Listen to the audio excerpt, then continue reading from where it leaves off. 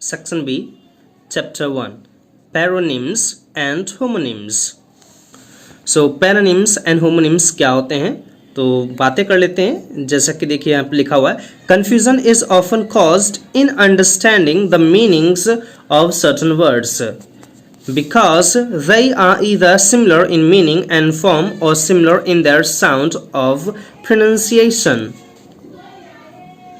कि जो कन्फ्यूजन होता है इन दोनों में ही वो इसलिए हो जाता है क्योंकि दोनों का जो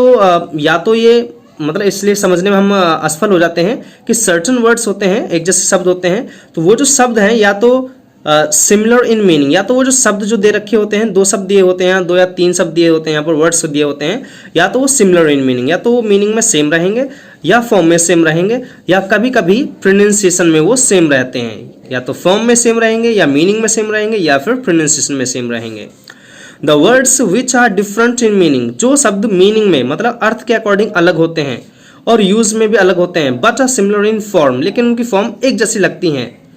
ठीक है, और डेरिवेटेड आर कॉल्ड पैरोनिम्स, उनको हम पैरोनिम्स बोलेंगे कि जो अर्थ में तो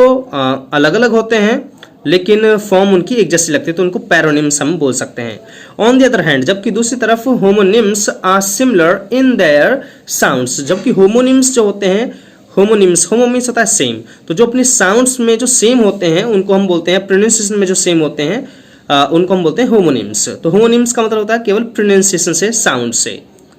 और मीनिंग डिफरेंट होता है इनका जो,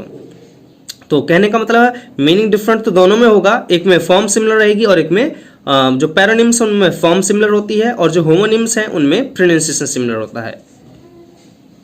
They are also called homophones, और इन्हीं होमोनिम्स को हम होमोफोन्स भी कहते हैं, ठीक है। So in spelling and meaning but pronounced alike, अब ये जो होमोफोन्स होते हैं डिफिकल्ट होते हैं स्पेलिंग में और मीनिंग में, और प्रोनाउंस जो होते हैं लेकिन एक प्रकार से किए जाते हैं, pronounced. And modern English, in modern English paronyms and homonyms means homophones are not much distinguished, distinguished means अंतर।